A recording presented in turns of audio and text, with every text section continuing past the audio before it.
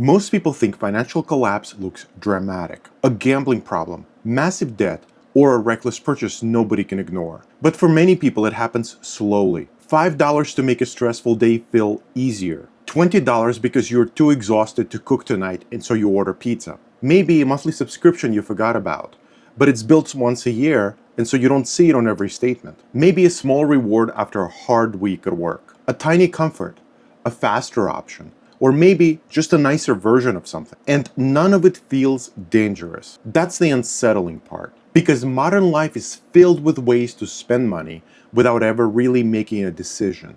You just react. You're tired, overwhelmed, anxious, bored, and the transaction is already waiting for you before the feeling has even settled in fully. And over time, this all adds up and something strange begins to happen. People begin financing their emotional survival without realizing it. Not because they're irresponsible, but because the culture around them trains them to confuse relief with fulfillment. So they work harder, spend more, upgrade their lives, and normalize the pressure. And still feel this persistent sense that money keeps disappearing while satisfaction never fully arrives in their life. Which raises an uncomfortable question here. What if the real problem isn't that people spend too much? What if it is that most people never stop still long enough to ask themselves what their spending is actually trying to fix? There's a strange thing that happens when people talk about money. The conversation turns mathematical almost immediately. Interest rates, salaries, inflation, housing prices, index funds, debt ratios, tax brackets, maybe even aspects of politics. And those things matter, of course they do. But if you spend enough time around people who are genuinely struggling financially, not briefly, but year after year, you start noticing something curious. The problem is often not mathematical first, it's behavioral. Two people can earn roughly the same amount and live completely different financial lives. One slowly builds breathing room, and the other feels permanently underwater with no way up. What's interesting is that difference is often hidden in places so small they barely seem worth examining. A lunch here, a subscription there, tiny upgrades, convenience spending, a more expensive restaurant over a less expensive one, impulse purchases designed to relieve stress for about 6 minutes. None of these feel serious in isolation. That's the trick. We are really good at noticing large financial events, whether it's a car purchase that feels significant, that a mortgage that maybe is a little bit too big for size, a vacation that is significant, and maybe it's a little bit of a splurge for you. But daily spending slips through unexamined because the brain files it as harmless. And yet, daily spending is often where financial life is actually determined. Not dramatically, but under the radar. That's the part many people miss. Like when I realized a few years ago I was spending $60 a month during the summer on ice cream. And yes, it was worth every cone. There's a common assumption that we spend money because we've thought carefully about what will make us happy. But that's rarely what's happening because most spending is reactive. It's emotional, automatic, and deeply social. People buy things because people around them buy those things. Even highly intelligent people who believe they're immune to social pressure. Especially those people, honestly. A neighborhood you're living in changes a bit and suddenly everyone feels they need a newer car. Maybe your workplace develops a culture of expensive drinks after work. A friends group normalizes luxury travel. A social media feed that resets the baseline for what counts as normal. And nobody names this process out loud. Nobody says, I'm now participating in a spending competition with the people around me and people that don't know I exist. It feels personal, independent, and rational. But underneath, there's usually something else going on. We calibrate ourselves socially. We always have. If everyone around you appears successful, your brain begins working to close the perceptive gap. Not because you're shallow, but because your nervous system is ancient. Status has always mattered to human survival. The problem is that modern consumer culture learned to turn that instinct into revenue with remarkable precision. So now people don't just buy transportation from one place to the other. They buy identity. Not just clothing, belonging. Not just a coffee, but a small emotional reward in the middle of a stressful afternoon. None of this is necessarily irrational. Some spending genuinely improves your life. You're earning money, of course you should spend some of it. That's worth saying clearly. This isn't an argument for becoming joyless. Some people hear conversation about saving money and they immediately picture a life of deprivation. No dinners out, no vacations, no hobbies. Just sitting silently in a dark room, protecting a savings account. That's not wisdom, that's lunacy. The real question is, are you spending heavily on things that actually matter to you? Or are you accidentally spending heavily on things that barely register once they're checked off the list? There's a finance education maxim helping people understand their spending habit. One of the recommendations sounds unbearably tedious at first. Most people don't do it, but some people do. What it does is it asks people to build a detailed multi-month spending summary. Not an estimate and not a rough mental picture. The actual breakdown, every category, every recurring expense, every tiny leak.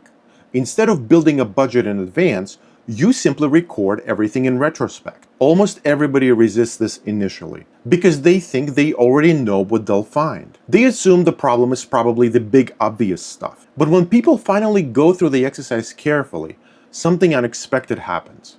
They start seeing their life in financial tangible form. That's what a spending summary really is. Not just accounting, it's more like behavioral record. It's a log of all of your spending that you can reflect on later. You don't have to change your spending or what you do, you simply write it down. Keep a note on your phone if you must. But then when you look back on it, you begin uncovering patterns you didn't know were there. Like my monthly ice cream habit. How often does boredom turn into spending? How stress turns into spending? How convenience turns into spending? How social pressure turns into spending? And maybe most importantly, how much money just bleeds towards things that create very little lasting satisfaction in your life? That realization can be uncomfortable. Because most people assume their spending reflects their priorities, but most often it reflects their impulses. Those aren't the same thing.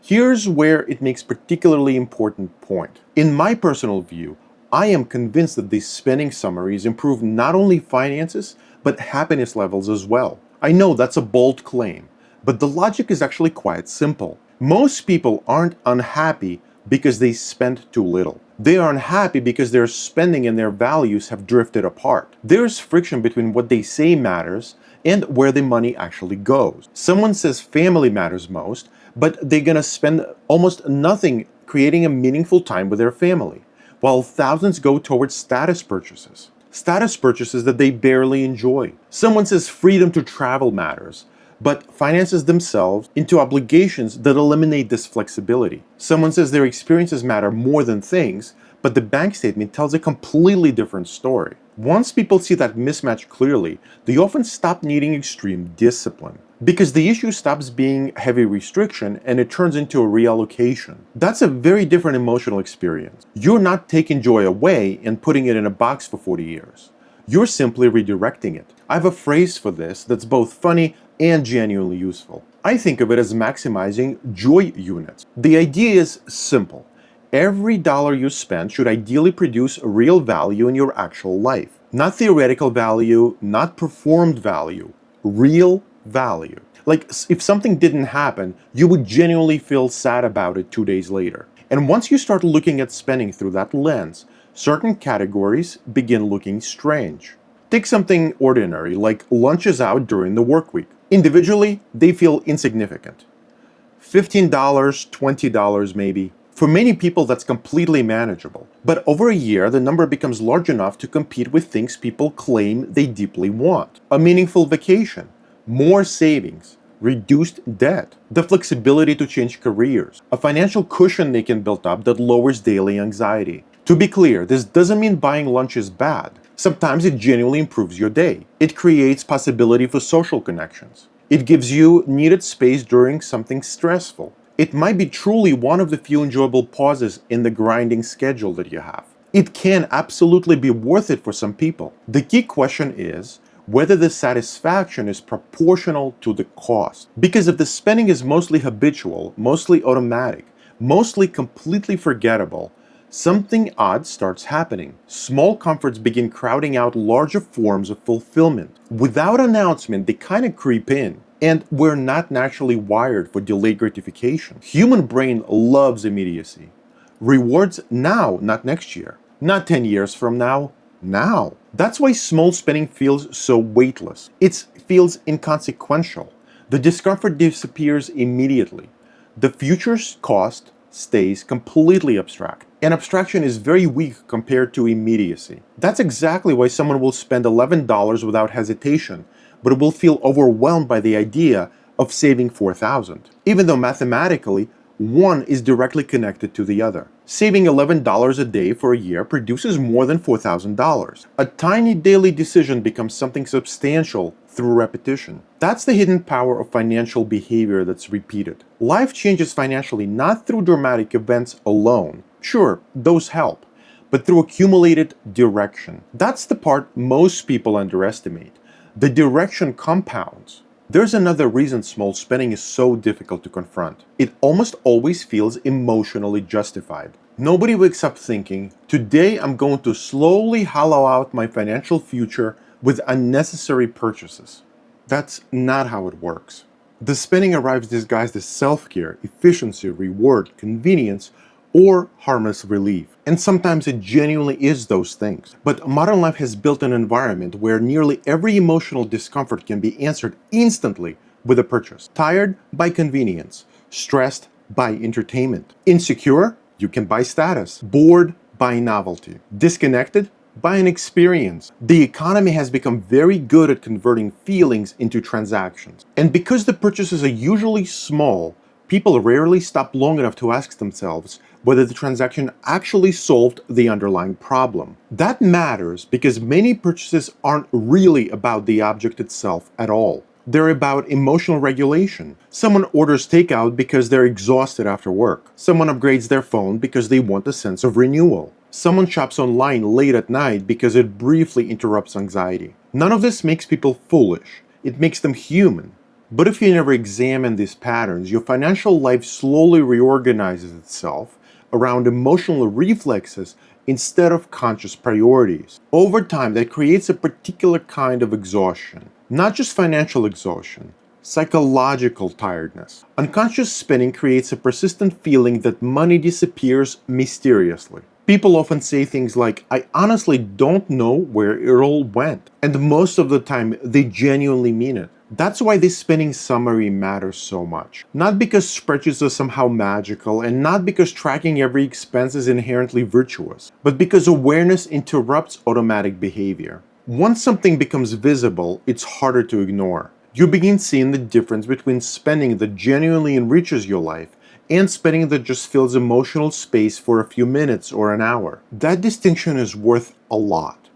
Not all spending is equal emotionally. Some purchases keep paying dividends in memory, connection, health, freedom, or peace of mind long after the money is gone. Others evaporate almost immediately. And the fascinating part, the price of something and the satisfaction it creates are often only loosely related. People routinely overpay for things that produce modest emotional value, while underinvesting in things that produce enormous emotional value. Think about how often someone hesitates to spend money on something meaningful and lasting, whether it's psychotherapy, education, time with the people they love, or something that would reduce work stress, while casually spending hundreds a month on automatic convenience. Why? Because intentional spending requires thought. Impulsive spending requires simply a reaction. Reaction is plain easier. There is also a deeper social layer here that people rarely discuss honestly.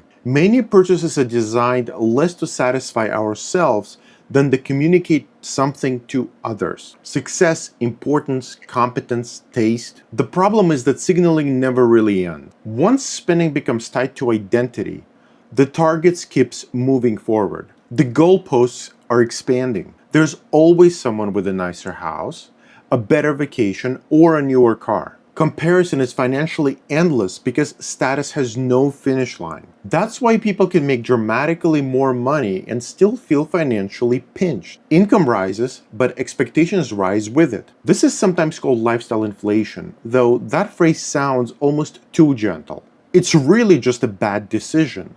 What's actually happening is a lot more serious. Luxuries gradually feel necessary. And once that shift takes hold, cutting back feels like loss rather than a choice. That emotional framing matters enormously because we resist perceived loss a lot more powerfully than we pursue equivalent gains. If someone gets used to daily premium coffee, ride shares everywhere, constant delivery services, or upgraded subscriptions, or expensive routines, removing those things feels genuinely painful, even if none of them individually created much lasting happiness in the first place. The brain adapts very quickly. That adaptation is one of the central realities of modern consumer life. We get used to almost everything, which means external upgrades stop feeling extraordinary much faster than we expect. A few purchases create a brief emotional spike, then the baseline returns and the cycle begins again. This is one of the main reasons people with materially comfortable lives can still feel oddly unsatisfied in some way. They keep chasing the emotional returns through consumption, but consumption has a diminishing impact. Meanwhile, the things that consistently improve long-term well-being often look boring financially. Bigger margins, lower debt, emergency savings, time flexibility, reduced stress. These don't produce dramatic emotional highs in the moment, but they create stability, and stability changes the texture of everyday life. There's a real psychological difference between living with constant financial tension and living with a lot of breathing room. Breathing room changes how people sleep, how they think, how they handle uncertainty, how resilient they are to setback. And yet, people routinely trade long-term peace for short-term stimulation, because short-term stimulation is just louder. This is exactly why the joy units framework is actually useful. It forces a more integral question. Not, can I afford this? That's usually the wrong question. A better one is this purchase creating meaningful value relative to what else this money could do for me? That's a more mature framing because it introduces opportunity cost into the everyday life. It's all about trade-offs. Every dollar spent is a dollar unavailable for something else, whether it's freedom, security, or future options. But there's a way this can backfire because some people hear this and they get anxious. They worry the message is turning into an endless optimization exercise where every single purchase has to justify itself mathematically. That's not the point. In fact, one of the most useful outcomes of intentional spending is that it often gives people permission to spend more generously on the things they actually love. Because once you clear out spending that doesn't matter, you create a room for spending that does. That's the paradox. Intentionality doesn't necessarily reduce enjoyment. Often it sharpens it and amplifies it. Someone who reflexively spends on dozens of low-value conveniences may feel less satisfied overall than someone who consciously trims in certain areas but spends freely on a few deeply meaningful things to them. The second person experiences spending with clarity instead of mindless drift. Clarity just feels different. You stop wondering where your money went. You stop carrying that low-grade financial guilt in the background of your everyday. Because hidden guilt is a real component of unconscious spending. People know somewhere under the surface when their habits have come untethered from their priorities. They feel it when they avoid checking their account balances, when they delay looking at their credit card statements, when they mentally round down recurring expenses, when they tell themselves that small purchases don't count and they don't matter, they're too small. That avoidance creates stress far beyond the dollars themselves. And interestingly, many people discover that paying attention is way less painful than the uncertainty that they were avoiding in the first place. Reality is a lot more manageable than vagueness. Once spending becomes visible, it becomes workable. You can adjust, reallocate, or experiment. Small adjustments matter more than people think. This is another place where psychology misleads us. We underestimate the power of repeated small behavior because it feels insignificant in the moment. But personal finance is shaped heavily by repetition. Tiny leaks accumulate. Tiny corrections accumulate too. That Benjamin Franklin observation still holds. Beware of little expenses. A small leak will sink a great ship. Remarkable how current that sounds.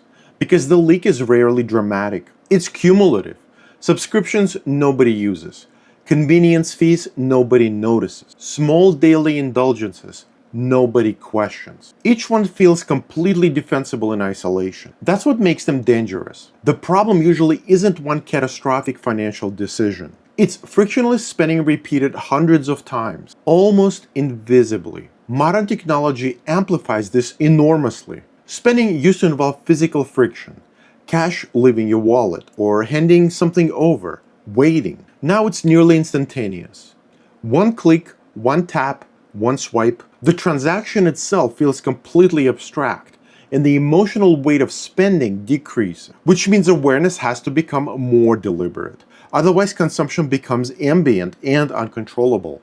Constant, automatic. Here's the irony. Most people don't actually want more consumption. They want the emotional states they believe consumption will deliver. Comfort, freedom, connection, recognition, relief. But many of those states are reached more effectively through intentional living than through reflexive spending. That realization changes the whole conversation around it. Because now money stops being purely about restriction or accumulation. It becomes around alignment between resources and reality, between values and behavior, between what people say matters and what their daily decisions reveal. And once that alignment improves, financial progress often becomes surprisingly sustainable. Not because people suddenly develop perfect discipline, but because their spending finally starts serving their life instead of running it on autopilot. One of the most overlooked truths about money is that financial stress isn't always caused by having too little.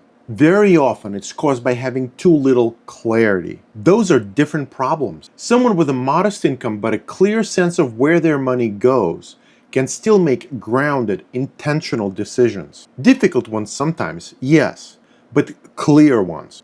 Meanwhile, someone earning far more can feel permanently anxious because their financial life has become fragmented and unconscious. Money comes in, money goes out. And somewhere in the middle, there's this constant low-level uncertainty. That uncertainty is exhausting because uncertainty eats mental bandwidth. People tend to think that financial freedom is about reaching some magical number or a certain salary, but a surprising amount of financial peace comes from simply knowing what's happening, knowing where your money goes, knowing what matters to you, knowing which expenses genuinely improve your life and which ones just pass through it. That kind of awareness creates stability long before real wealth arrives. And stability matters because modern life is already cognitively overloaded. People are making decisions constantly. Work decisions, family decisions, health decisions, social decisions, digital decisions every few minutes. So the brain naturally automates whenever it can. That's what it's designed to do.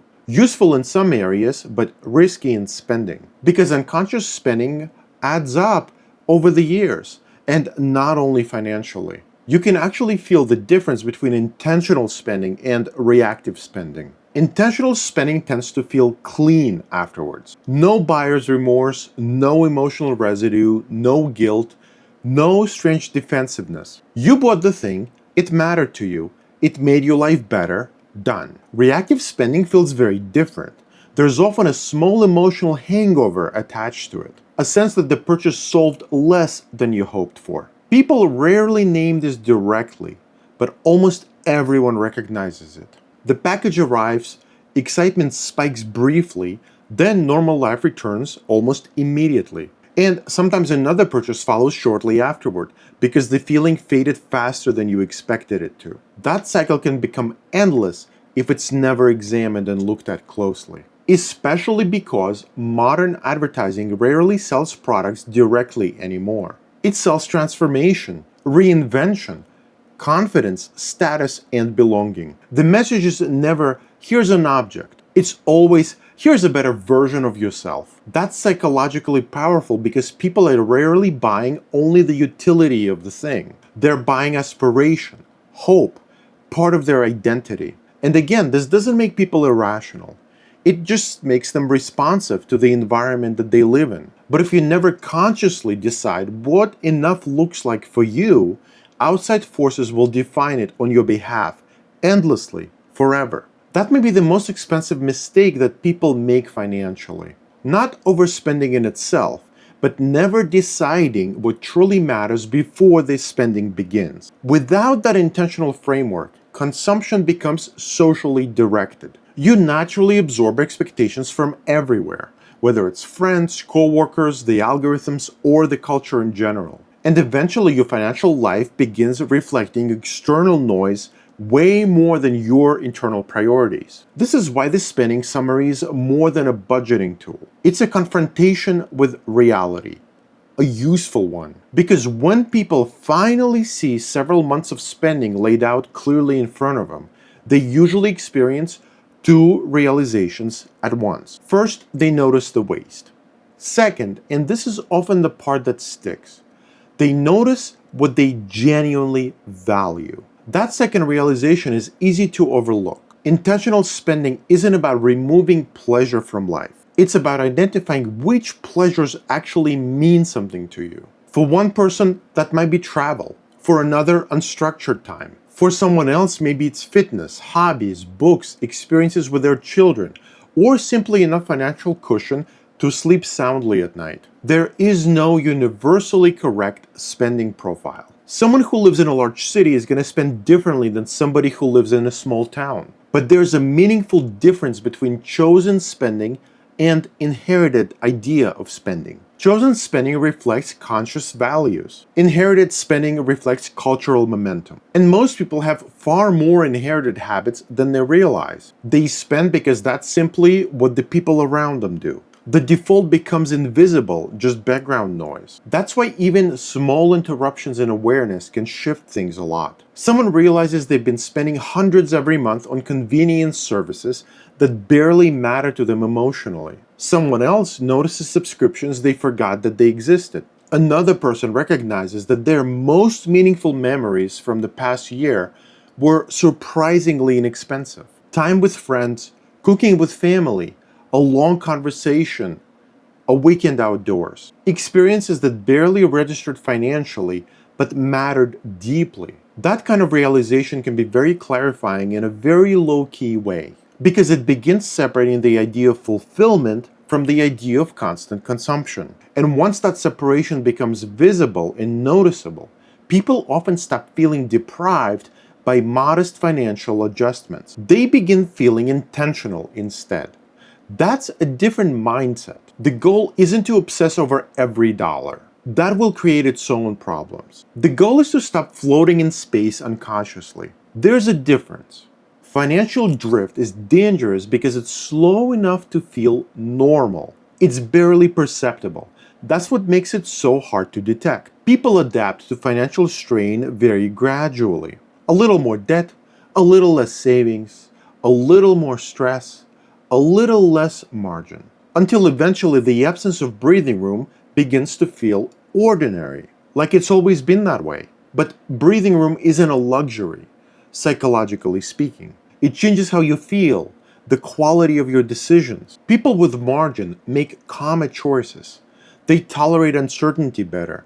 They think more long term. And long-term thinking is one of the most valuable things a person can develop financially. Because nearly every meaningful financial improvement initially looks tiny. It looks small and insignificant. That's the irony. The behaviors that shift financial trajectories rarely feel dramatic in the beginning. A modest reduction in recurring spending, a consistent extra amount saved, a lifestyle that exists slightly below what the income technically allows. These feel almost trivial at first, but repetition amplifies them. It gives them force. And over the years, that force becomes enormous. People tend to overestimate the impact of a single dramatic event, while they severely underestimate the impact of sustained patterns. But patterns are exactly what shapes lives the most, financially and otherwise. A person who repeatedly spends slightly below their means gains flexibility slowly, then suddenly all at once. A person who repeatedly spends slightly above their means loses it slowly as well, then suddenly all at once. The math compounds, but so does the psychology. One path gradually builds confidence, and the other gradually builds pressure. And pressure changes behavior. It narrows thinking. It increases impulsiveness. It keeps people stuck in short-term cycles because short-term survival consumes all of their available attention. This is another reason small financial improvements matter so much. They don't just improve numbers, they improve emotional bandwidth. That's valuable, especially in a world designed to fragment attention constantly. And perhaps this is the most important thing underneath of all of it. Money isn't just stored purchasing power, it's stored optionality. Every dollar saved represents future flexibility, future time, future choices, the ability to absorb surprises, the ability to say no, or the ability to change direction when you need to. And those kinds of freedom are usually built through unglamorous decisions, repeated consistently over a long period of time. Not dramatic sacrifice and not extreme deprivation, just awareness, clarity, intentionality, looking honestly at where money goes and asking a deceptively simple question. Is this helping me build the life I actually want? That question changes it.